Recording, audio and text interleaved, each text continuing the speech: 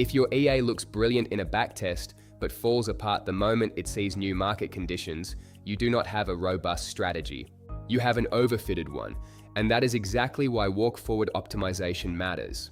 I'm Shane, and this is my Beyond Backtest AI avatar.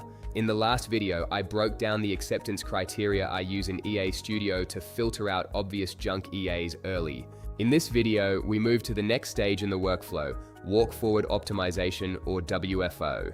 This is where I start asking a more serious question.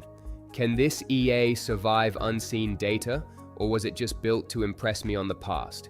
At a simple level, walk-forward optimization means this. You optimize the strategy on one chunk of historical data, then you test it on the next chunk of unseen data.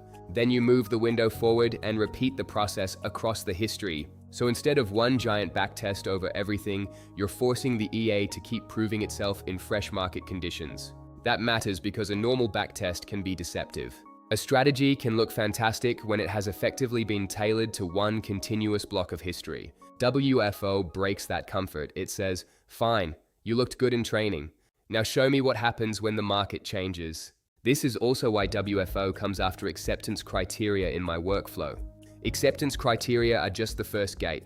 They tell me whether the strategy is statistically interesting enough to even bother with, but they do not prove robustness. A strategy can pass profit factor, R-squared, drawdown, and trade count thresholds and still be completely dependent on the exact history it was built on.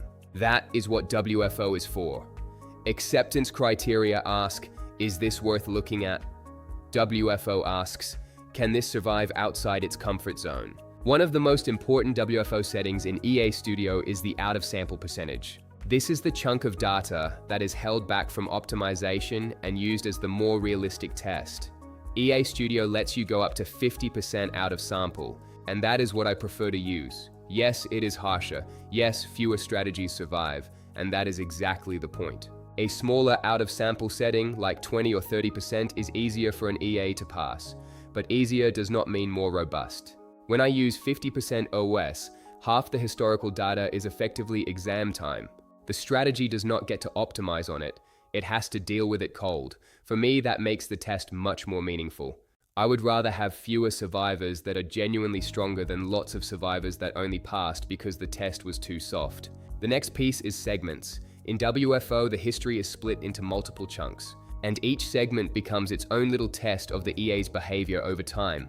I like using around 4 to 6 segments. 5 is a very nice middle ground. That gives me enough repeated testing to spot whether the strategy is stable, without making the setup too noisy or overcomplicated, and then I look at how many of those segments actually pass. My rough rule of thumb is 5 out of 5 segments pass, very strong. 4 out of 5 pass hard, solid enough to keep moving forward. 3 out of 5 lower borderline, 2 or fewer, probably bin it. Now this is not about perfection. One weaker segment does not automatically kill the strategy. Markets change. Some stretches are rough, but if a strategy keeps falling apart across multiple segments, it is telling you something important. Its edge is not stable enough. This is what failure often looks like in walk-forward optimization. The EA looks great in the optimization periods. Then it drops badly in the out-of-sample segments. Or you get a mix of one lucky patch and several ugly ones. That usually means one thing. The strategy has memorized the past better than it has understood the market. And that is why I like WFO so much. It exposes false confidence. A strategy that only works when it has already seen the answers is not robust. It is just well-disguised overfitting. This is also why I do WFO before normalization. Some people want to clean up the EA first, simplify parameters, make everything look tidy, and then test it. I get the instinct. But I prefer to let the strategy go through a hard, unseen data test first. Why? Because the market gets a vote before I start meddling.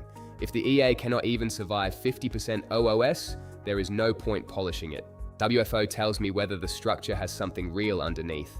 Then normalization comes in later to reduce fragility. So the order matters, acceptance criteria, WFO, then normalization, not the other way around. So in the bigger workflow, this is where WFO fits.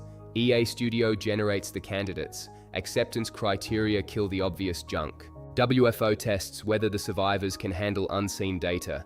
Then the better ones go on to normalization, then Monte Carlo, then live demo testing. The goal here is not to crown a winner too early.